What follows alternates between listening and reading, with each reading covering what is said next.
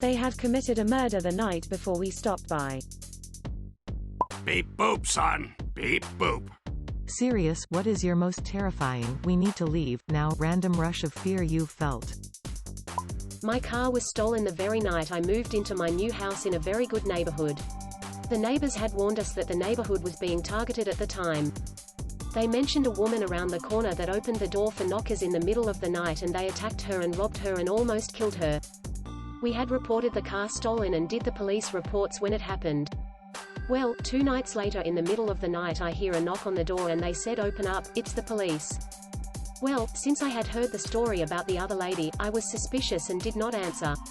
I grabbed my kids and put them in my daughter's room because it had access to the roof from the window.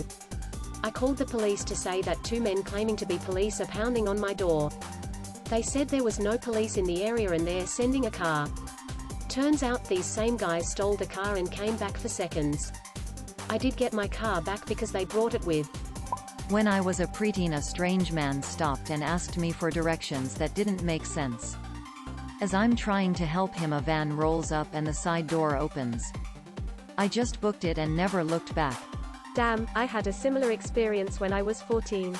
I was walking home from school when a creepy older guy pulled over his work van, got out, was asking me for directions to a well-known local place, and feigning like he didn't understand what I was saying, in an obvious attempt to draw out the conversation. So that alone set off alarm bells in my head, but then he kept looking around the whole time, and I knew he was about to try something. Some lady happened to be walking from her house to her car, so I yelled out, "Hey mom. Can you come here and help give this guy directions?" Surprisingly, the lady actually came over. And as she did, she yelled something like, "Your father and your big brothers will be out in a minute, are you ready to go?" He looked panicked, quickly got back into his car and took off.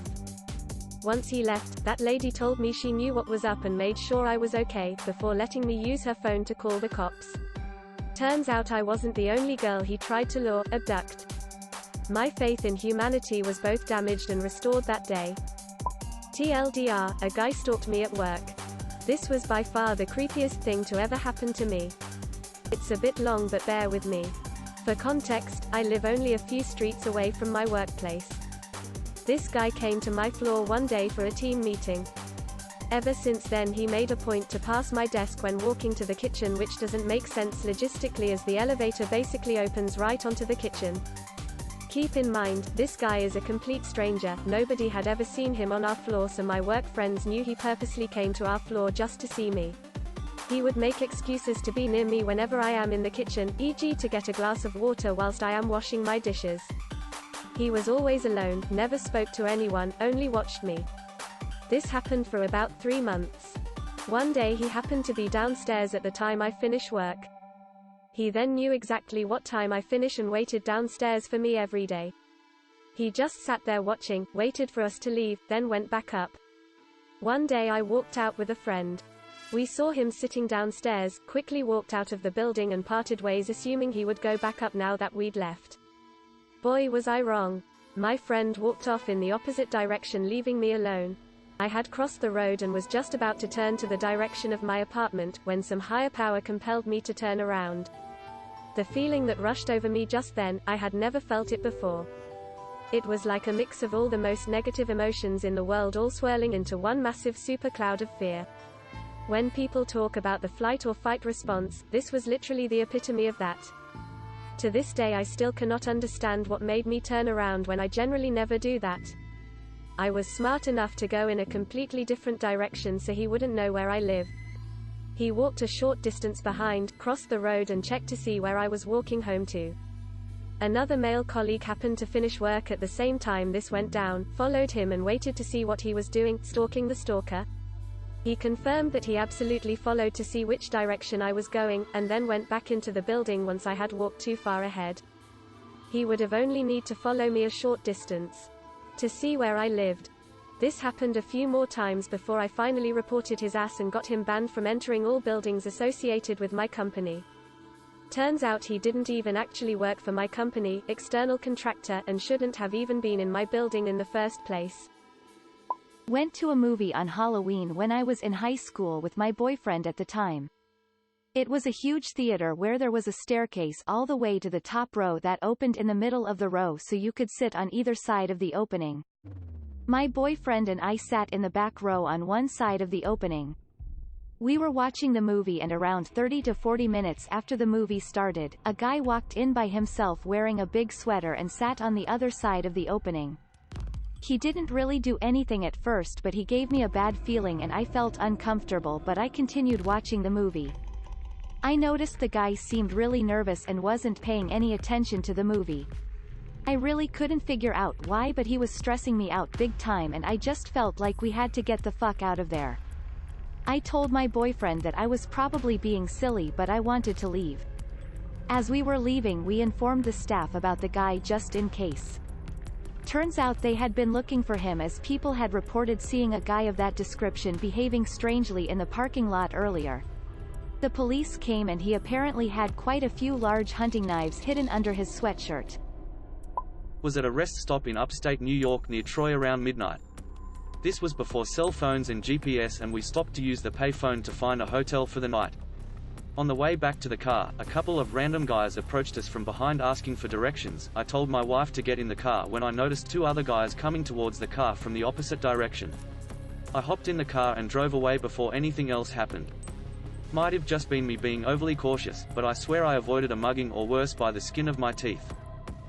I was walking by a long stretch of road with no houses. There was a cemetery.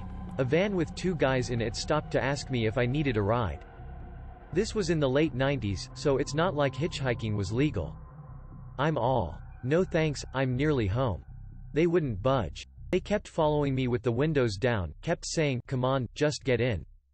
At some point they just stop, and they start getting out. I was just a teen, and they were clearly 20-something. I just took off running. I must have sprinted half a mile to get to an alley, and hid by the nearest building near the road. I waited about 15 minutes before moving on to make sure they had given up, so they wouldn't follow me home. I was at a party my freshman year of college and some seedy people were present. The night was getting very tense, but no fights or anything happened. As the night went on, it became very clear to me something was going to happen. I told my friend it was time to leave. No more than 5 minutes after we left, someone was stabbed and the stabber was shot. I was camping with a friend in a backwoods camping area, not very many sites, and they were all super spaced out. We had already been there one night, had the site fully set up, we had been hiking all day, the works. We drove into town to get some food, and when we were driving back to our secluded campsite, we passed a man walking out of the only road to our site. We both locked eyes with him and I got a super creeped out feeling. He stared at us like he knew us and hated us, but we had never seen him in our lives. When we got to our tent, we went inside and everything we had in there was tossed. Our bags were dumped out and our clothes were thrown everywhere. We quickly realized both our hunting knives were gone, along with a bunch of our clothes. We also realized it had to be that guy we saw. There were no other sites or hiking paths he could have been walking from besides ours. We jumped in the car and drove back towards where we had seen him. He was gone. We drove a bit further and found a common area where other campers were gathered. We sprinted down and asked, "Have any of you seen this guy?" and described him. The people at the gathering just stared at us and didn't speak, giving us an even more creeped out feeling. It was at that point that I told my friend, "We need to leave this place right now." Walking back to our car, we looked over the edge of a guardrail and saw all our stolen clothes in the woods. We gathered them up but didn't find either of our knives. Knowing this guy was still out there with those knives and that no one around us cared freaked us out so much, we packed the car up and ended our camping trip early. No way were we staying out in those woods one more night. I was at a national park on vacation. The layout was kinda like a crater with a rim you can walk under almost all the way around. Had this major gut feeling of not going down there. Later that day a lady was killed from kids throwing large rocks, tree branches into the opening. Definitely when my town got hit with the worst firestorm we've ever had in 2017. Thomas Fire. We knew there was a fire somewhere. Maybe another town? We weren't too worried. The power is beginning to go spotty, and the winds are howling outside. Then my roommate gets a call from a friend on the other side of town, "My house is on fire. You guys need to pack a bag." After the call was over, the power went out and stayed out. So we packed our bags, and I start to hear little plinks against the roof, almost like rain. But it isn't rain. It's just ash. Not 15 minutes had gone by, and I look outside. We lived by a large hill only 2 blocks away, and it was burning. It got there so fast. I got back inside and tell my roommates we have to leave right away. This is when our neighbors started wigging out too. We had to then capture our 3 very scared and confused cats. It was so crazy to drive away and see only blackness ahead of you, but in your rearview mirror only flames. Our neighborhood home ended up being spared, however many of my friends who lived closer to the mountains were not so lucky. Years ago my BF owned a truck tire repair company. He stopped by a customer's house unannounced one day to try to get a check, as they owed a lot of money. When he came out of the house he was pretty shaken up. He explained the man's numerous other brothers were there, unusual, everyone was very jittery, but they cut him a check and then rushed him out. He had a scary feeling that day. 2 days later that customer and his brothers were arrested for a murder that they had committed the night before we stopped by.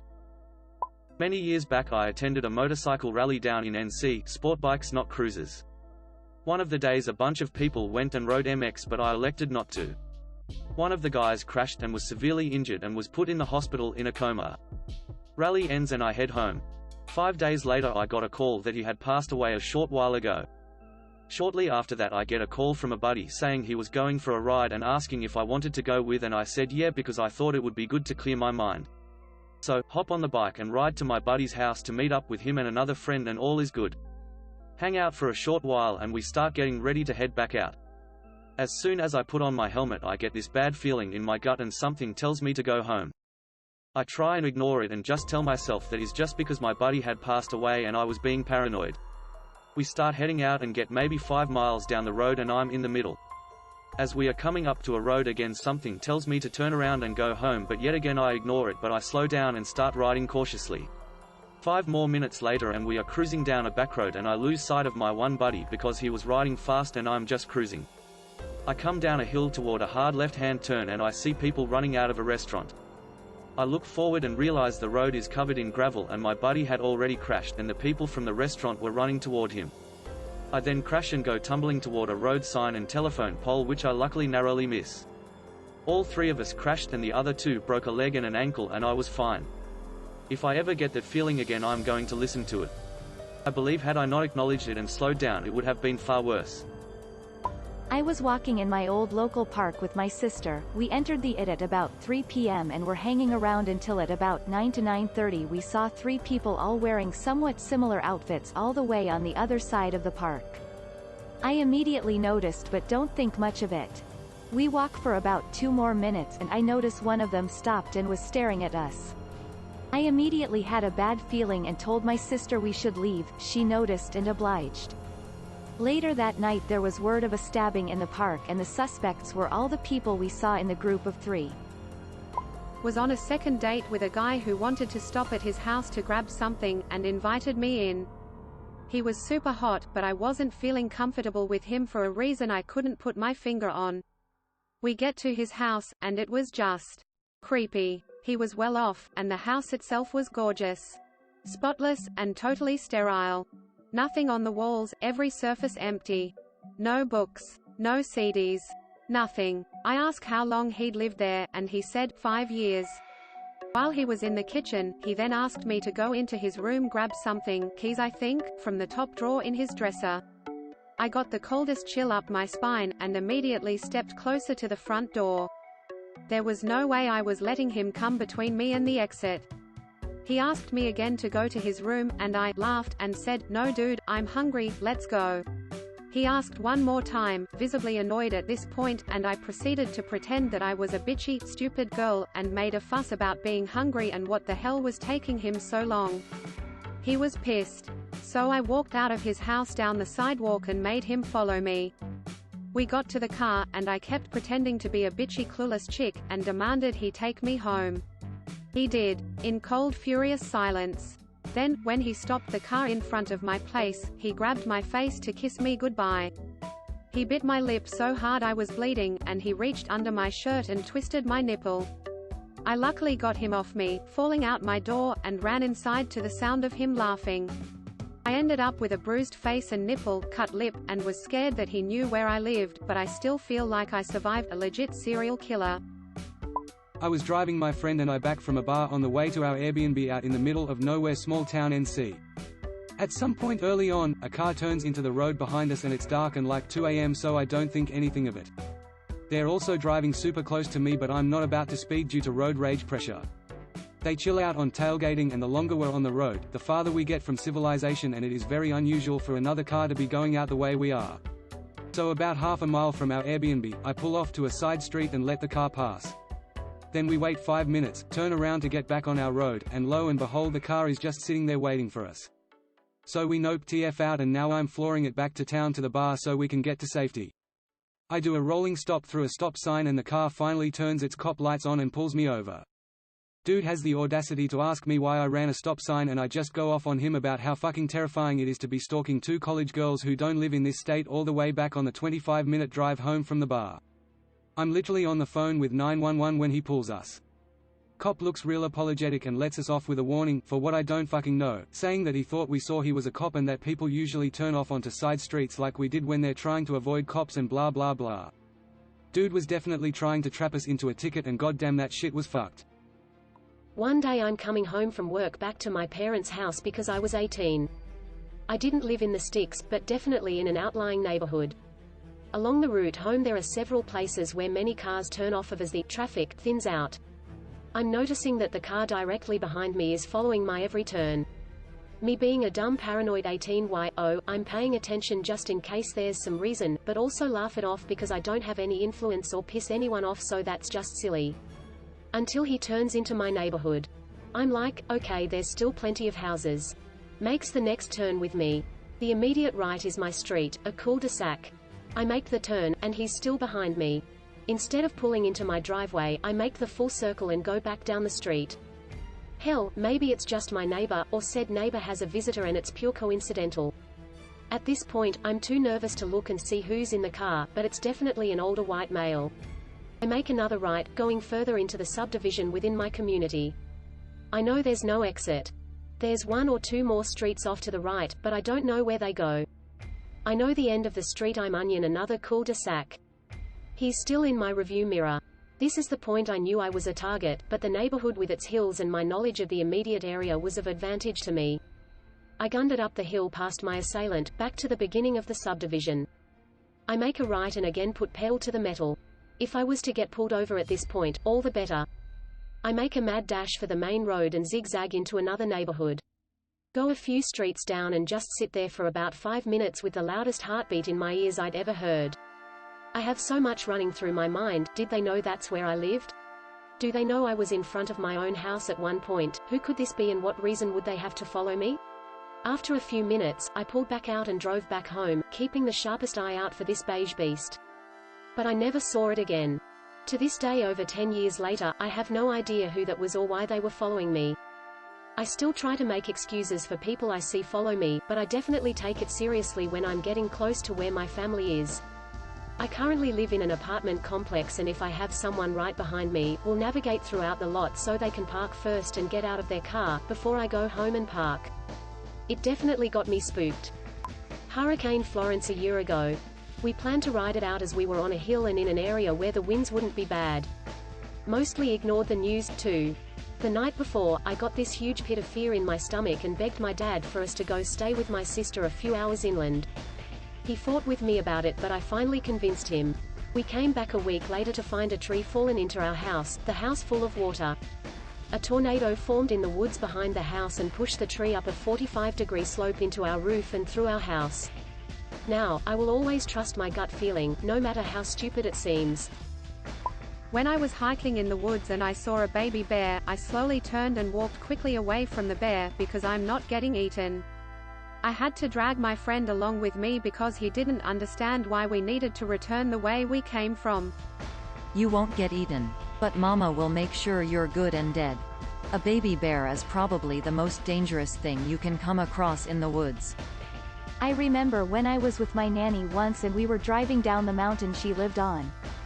A baby bear waltzed out onto the road and stopped to just stare at us. She hit her brakes and just sat there. It was like a good 5 minutes wait, but the cub finally moved on, but she didn't move. I asked her why and she pointed out of my side of the window, because of that, and I looked over to see big ol' mama bear meandering along after the cub. Shit was terrifying, but at least we were in the car so we could make a quick getaway if we needed to. Was riding my bike home from a friend's house when I was a young teen, over 20 years ago. We had both lost track of time, so it was dusk when I left. Lived about a mile away. Was traveling down one of the last roads to get home when I had this weird feeling, so I turned around to look back down the road. Saw headlights pass, stop, back up and turn on the road I was on. It was a pretty long road without many houses and no street lights or anything. As soon as they turned, I bolted into the woods and hid pretty far in. The car slowly drove by and kept going. No idea what they were doing, but I didn't want anything to do with it. I had a similar experience. Back in college, I went out drinking in the city center. When the bar closed, I decided to walk home alone. My bicycle was stolen and my friends didn't live near me. The walk home from the center to my house takes about 30 to 40 minutes. So drunk me is walking alone on a calm, straight road. On my left is a forest park area and on my right is the road. I just passed the roundabout when a car with loud music comes up ahead. When it is next to me, the car stops and the door to the passenger seat is thrown open. Some weird guys in the car are telling me to get in. Me in my drunk state yelled back that they should go fuck themselves. They close the door and drive further. Until I hear the not. I hear the car going fully around the roundabout, so they're back in the direction I'm walking. I quickly jump into the forest park area and hide in the bushes. I see the same car slowly drive by where I just walked. Once I couldn't see them anymore, I jumped out of the bushes. I sometimes wonder what would have happened to me if I didn't hide in those bushes. This happened to me too. A van kept driving slightly in front of me and stopping, so I'd have to pass by. Then waited in a car park at the other side of a lane I had to pass down for me to come out the other side. I could see the guy looking about for me from where I was hiding, skeptical smiley face. Something similar happened to me when I was 16. The guy asked for directions. I was so relieved until I realized he was jacking off and trying to get me and my 9-year-old sister to see. I grabbed her hand and told her to run. She didn't know what was going on, thank goodness. I was in an Irish bar in Bangkok with my wife, and a group of 5 very muscular Asian guys came in and started to drag a white guy out. The bar owner stood up and yelled, "This does not happen here," and amazingly the 5 dudes listened and went outside to wait for this guy to leave. The owner asked the guy what's going on, and he said these dudes were going to kill him. At this point the bar owner was trying to smooth things over and offered us some free beers, but I'm 99% sure this was actually an Irish mob-owned bar and we were there at the wrong time. We were definitely in a hurry to leave. Long story short, we left and never went back. A coworker of mine went there later and told me the waitress urged him to leave because there was going to be a hit there that day.